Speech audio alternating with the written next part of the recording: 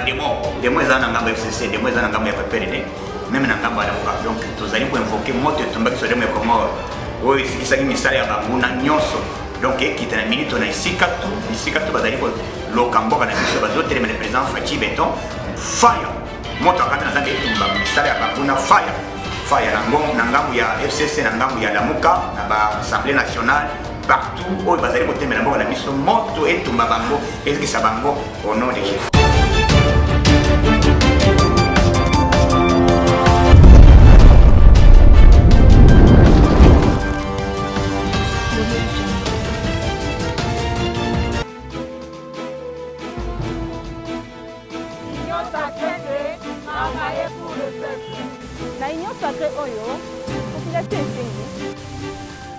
On a vu que Bachaya ndenge tozali awa il faut ezala changement ya solo amamateli biso na union sacré koto na boyoka ya malongo eza te ezaka na baparti donc kote mosusu koke eza mwa bien nde bato bazoloba okuba bamanson na bakarele tosei ke mebe po apesa bakongole basala bazwi bapesi yango na balibanais na baindien ale babenga biso bakongole tosala kikiunalie mpa na bango bafuta biso bambongo ya moke bambongo totombaka bakidanse banini eyebana esalaka nini bavignete totomba bango nyonso bazokota kati ya union sacré wana po basolola madola courant mai makaseri mpe esila dolar mpe ekita création d'emploi to basociété ya sika mpona bagene. Être cadre est une charge, non un privilège. S'adhérer à l'union sacrée, s'engager pour servir le peuple. Bakonzi boyoki L'union sacrée oyo soki bosali malamu te biso tokosenose misala na bino ya mabe yoka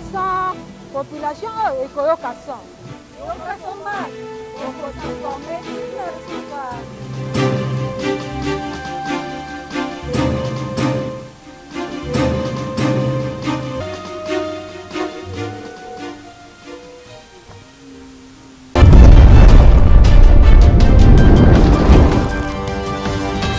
Mbote Kongo Kinshasa, Mbote Kongo Brazzaville. Merci mille pour la confiance et fidélité au Lembakate Coupé Sayoka Somak.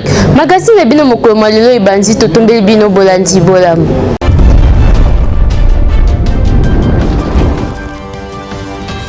PDG de Fekatende Tumba Oazali, ambassadeur yaba parlementaire de Bunyoso, alobi na makambo etali ba oyo abamataka lisusu soti mutante. Po soki omati mbando na yo ezali pe bakokanga yo. Arisi mbado azalaki wana micro ayoka soma. C'est des moutons, ça m'a fait. Oh, un moutiage. Bon, moi, moutiage, c'est ça là. C'est ça, Yannick. Hein? Papa, on sont des moutons. Et d'ailleurs, pour votre information, il est passé vivant. Na mikolo, ceux qui balinga tonga même sont des moutons siko. Ba komoni siko le président tonga na yo. Atonga. Les abord rabia tika bato tika. Mais les bosses c'est le gars va fingi. Les temps comme ni koleka. Nazo yemi sabato moto. Ba pesi ordre na la police. Ceux qui ba kutio na moto o matiri kolo ya so des moutons. Ceux qui ba kangi yo koye awate, koye ba se ba kangi moto na ngai. Wana na kosa l'intervention te. C'est ça. Moto le canacé. Osa na voiture matali kolo so des moutons c'est risqué. Si si. Yo sommes les sèmes. Il est pas vivant. Vivant. Mouton et l'ingif bananaye. Il faut asala bangonine. A conseiller bango. Ate ya bango. Moto bon matakana so de mouton te. Lobby na kendaki cham. Na utaki kote ya sele. Na kende kotale koma makambo bazali ko samisa kuna na kosonga na ngai. Na kutaki la police batelemeka na so de mouton ya nani oyi. Ya bonhomme. Ya de bonhomme. Na ba trois pine wana. Oya ya na yaki ko tika moto simba ye. Très bien. Très bien. Bakangi moto bazocha na jeep. Très bien. Basirisi bango nyonso. Wana shide na bango. Puisque l'état pekisi bo matakuna te. Soko matikuna bomba ka 100 000. C'est lui.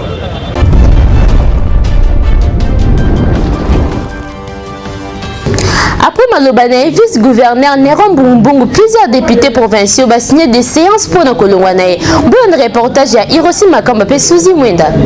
Nalobi boy, soki omone comité ndeko mwana mboka Néron Rombung à l'Obi Bongo. Ayebi pourquoi l'Obi Bongo, il y a personne dans le monde, il y a hôtel de ville. Azan numéro 2 à Nini Kinshasa. Et ça y est. Ayebi pourquoi? C'est pas moi signer des échéances contre Yéba, on la vie, c'est pas qu'un écala. On a un rapport entre Nini et Rokote là. Ma belle banane, et surtout l'homme noir. Donc moi, je le suis aussi. Quand vous dites une vérité, et comme tu es méchant. On manquait mon Dieu. Non, c'est la vérité.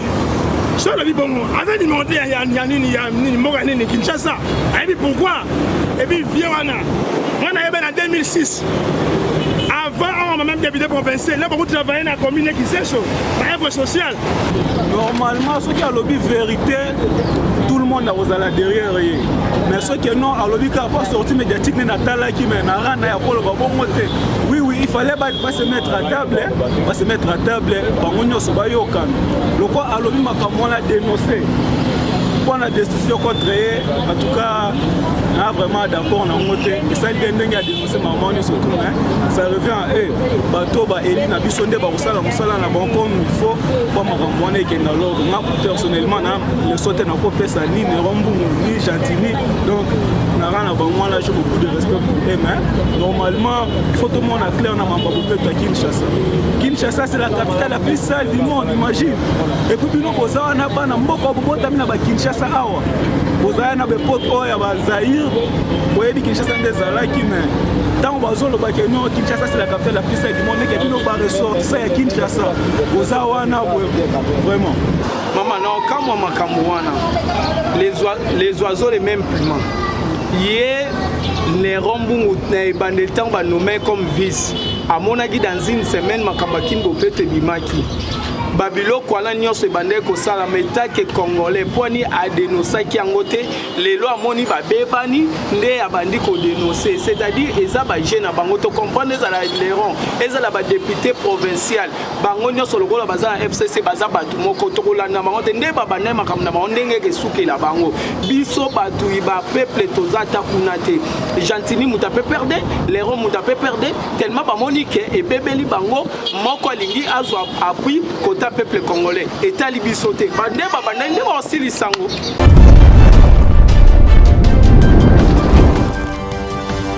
Jeff Badi Bango azali moko ya ba parlementaire debout apesa ki ba raison oyo inspecteur général ya IGF J Balengeti na kozanga kofuta ba travers na ye. Stéphane Prouit azali wana Bolanda. J Balengeti ba nommé pas président de la République. Abandi patrouille financière. Azana kati ya kolandela ba miyibi ya mbongo à l'État. Mais batuana ba moni que Jules Alingeti azotinda bango na makala, il faut qu'on discrédite lui. Voilà pourquoi le ministère à budget est dirigé par Baudouin Mayo, Mambenge, le ministère à finance est dirigé par Célé à la Gouli. Ils sont des mèches parce que bango ne ba bimisa kambongo à l'État. Ba mobiliser ba agent na bango ba yebisi bango soki bazo futa binote Jules Alingeti a détourné mbongo donc kende ça la grève.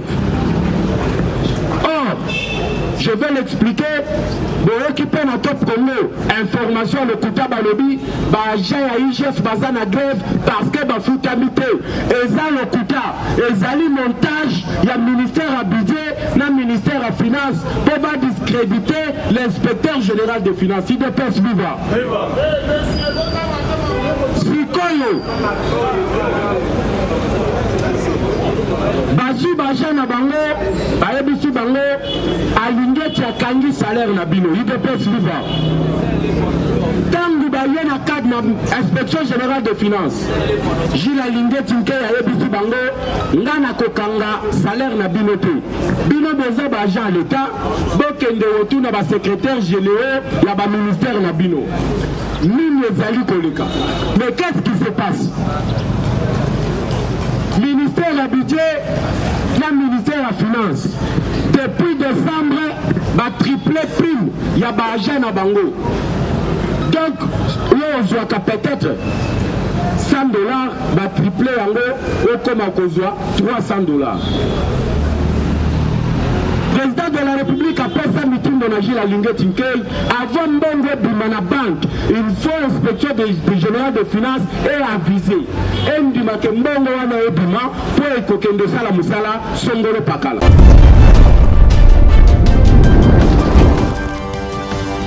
Kaka makambo etali ba parlementaire debout, président Miyaki Wazali moko ya ba parlementaire debout na Bokassa a dénoncé ki ba journaliste oyo bazali ko travailler pour ne kobebisa réputation à chef de l'État. Stéphane Prowitz azaki wana bolanda 5 journalistes Peter Chani et les étudiants Israël Moutoum Pierrot Louara c'était Ouara Bongo Bino Bolier yako salir plusieurs mokonzi ya mboka yako intoxiquer la population congolaise toyebi bongo sika euti mais c'est Soriano Daniano Nissim oh papa Jifrek maman Zambien yemoko Italie tozolanda ya tout oyo mokonzi ya mboka akosekelisa peuple congolais tokolia tokolemba boyo kate bloka yoka toujours que c'est ngai Miyaki confiance au service moi Miyaki c'est IDPS et le Congo mais ce qui voilà n'a aucun jamais la cabine ya été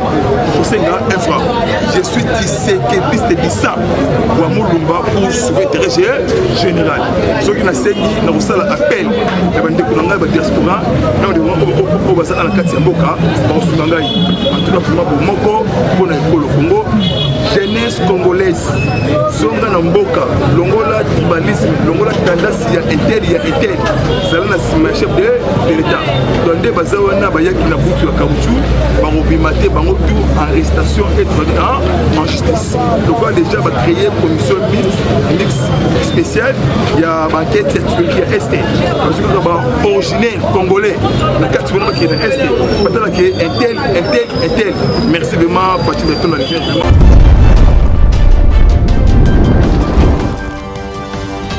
Ba fonctionnaire l'État baleli pona prime na bango oyo mona na kate depuis 1991 baleli na kombo ya secrétaire général na bango Aris Mbad pe Obel Lwa babazala kiwana ba fonctionnaire l'État ba CGO ba prime na bise bande ko ba depuis 1991 CGO ya ikoya zana ni na économie alie ba mbongo na biso awa Azibert nyo sa sunoli pas ministre de l'économie que o azimbo nyo sa kepesa enzo ya salia na e donc a PCBR donc bon on a biso nde to lela ne passager on a bimisa so ba prime na biso to za ndé bien salaire est bien mais prime to so raté ba prime na biso bima ba on ba zo liango donc depuis 1991 nde ba epsa biso bon prime ba ndé ko bima nango biso to so ngote c'est chazo lia ba prime wana awa dernièrement to ki azi prime wana pesi ministre azi mbongo bima ki a pesi ministre économie tant a pesi ministre atuni mbongo ni weza yo yesu ba o vila on a compte nanga et to ze bele to sala de siko to koti na syndicat moko nde ba landela biso mamba prime na biso wana bon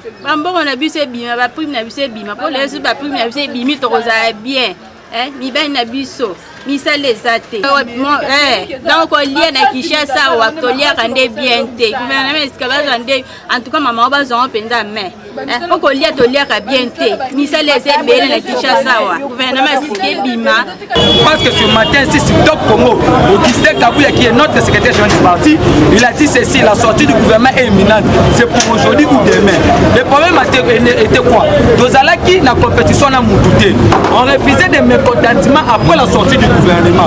N'oublions pas que c'est un gouvernement où il y a un gouvernement politique et par rapport au gouvernement FCC cash. Soutenons le président de la République parce que c'est lui qui a l'amour du Congo et du Congolais. Aujourd'hui dans ces pays, on a connu tous les présidents. Mais le président qui est connu, c'est RDC, dans le Conseil des Nations Unies. En novembre, on a participé à G20, les 20 pays les plus développés. Les 18 ans, les chefs d'État ont un sommet en France-Afrique. C'est pour vous dire que non, Kabila avait bloqué le chiquet politique et puis diplomatique de notre pays. Aujourd'hui, quand vous nous demandez qu'est-ce que le chef d'État fait, mais par rapport à Moutéma Mabé Bozana Barinango, il maîtrise bien la situation politique et puis diplomatique, sécuritaire, économique, sociale. Population Elembezo témoigné que Kouloune Silikuna depuis Kanyamaka Sekoti. Population réagit na miko ya Aris Mbad pe Obel Luaba. Kumona ngangersha. Teze bien solo abina kuna ikimia benekota. Paponde ya la gana ba kumsule to ba abina kimia. Dans les banques il y a problème à la suite tout le monde est autour ya aux à l'aise au poteau tambola. ese ida malamu baakeza éducation ti bakoyekola mpe mosala baprofite eza bien mpona bango ya mabe te.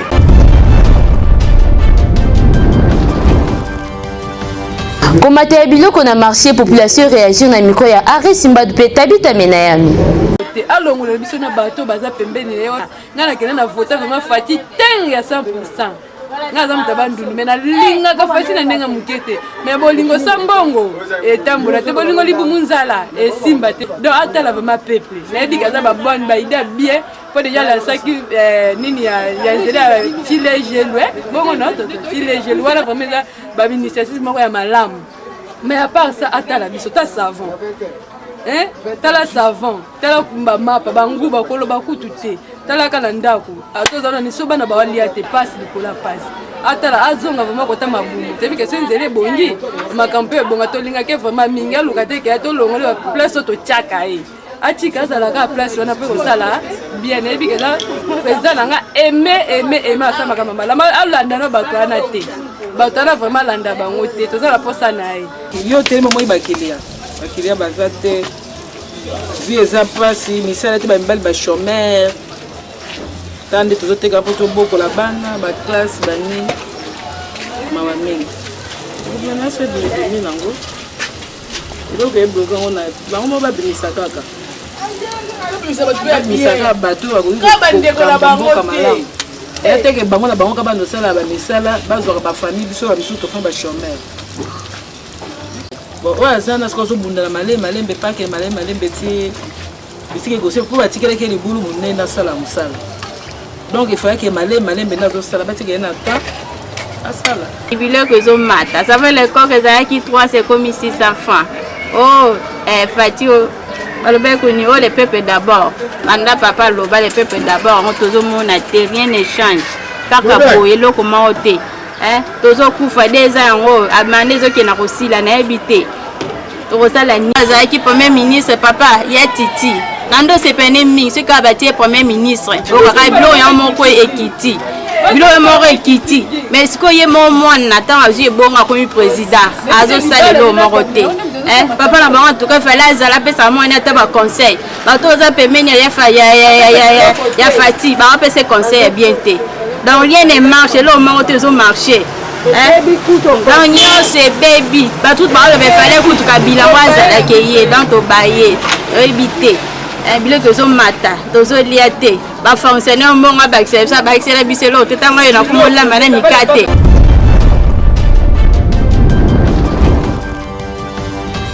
Na rubrique ya bien-être Tabita Menayami mobongiseli biso nini na rubrique ya bien-être kaka ndenge tolakisaka bino komibatela lelo tokolobela bino na oyo etali persil lokola épice ya cuisine to mpe médicament traditionnel. Persil ezalaka lokola céleri kasi ezali céleri te. Bafeuille fraîche ya persil ezalaka riche na bavitamine K, C, eza na fer pe cuivre na kati elitaka contre basino ya maladie lokola cardiovasculaire, cancer, ba maladie oyo ezalaka lié na konuna ya baselule ya nzoto. Kolia persil to pe kosalela persil ezalaka bénéfique mpona foie, rate oyo tobengi na lingala kibeka. Esungaka pe na batrouble intestinaux, ballonnement ya libumu, constipation pe lisusu etretaka bainfection urinaire pe barègle douloureuse et prévenaka bamaladi chronique oyo eyaka na basaison lokola elanga ndeti kosu-kosu, asthme pe bronchite. Persil ezalaka déconseillé na basi ya zemi to pe na bato oyo bazobela maladi ya rein. Kasi ntango oza nanu en bonne santé okoki kosalela persil mpo enetwayaka barein. Kasi soki deja ozobela barein kosalela yango te. Boyeba ete persil elonamaka na bajardin na esika ya mai to pe ya malili. Persil elingaka moi te to pe chaleur makasi te. Okoki kosalela persil lokola épice ya cuisine mpona babouillon to pe basource fine. Kasi lolenge nini okoki kosalela persil mpona kosalela persil okoki kolia yango na komashe bafeuille ya persil ya mobesu to pe okoki kosalela yango infusion, c'est-à-dire kotokisa yango mpona komela mai na yango to pe kopresi yango ya mobesu mpona kozwa mai na yango mpona komela. Okoki pe kosalela yango ya mobesu to pe ya kokauka. mais de préférable saelango ya mobesu po ekosunga yo na maladi ebele oyo eza na nzoto na yo oyo yebi to pe oyebi te. Yoka Somago boko se informer tina suka.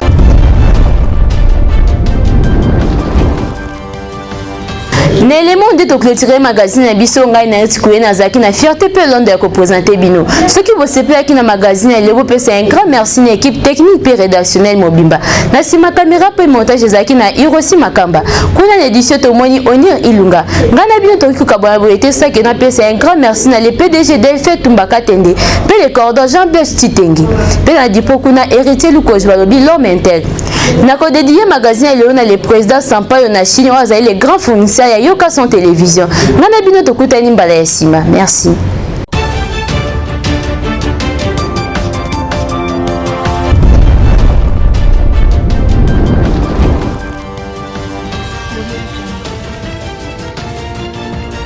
Batutu ba demo eza na ngamba FCC, demo eza na ngamba ya PPRD, même na ngamba ya kwa. Donc tozali ko invoquer moto tombaki so demo comme oyo isikisaki misala ya banguna nyonso. Donc ekita na minute na isika tu bazali ko lokamboka na biso bazotelema le président Fachi Beton fire moto akana na zande tumba misala ya banguna fire na ngambu ya FCC na ngambu ya Lamuka na ba Assemblée nationale partout oyo bazali ko temela mboka na biso moto etumba bango ezikisa bango au nom de Jésus.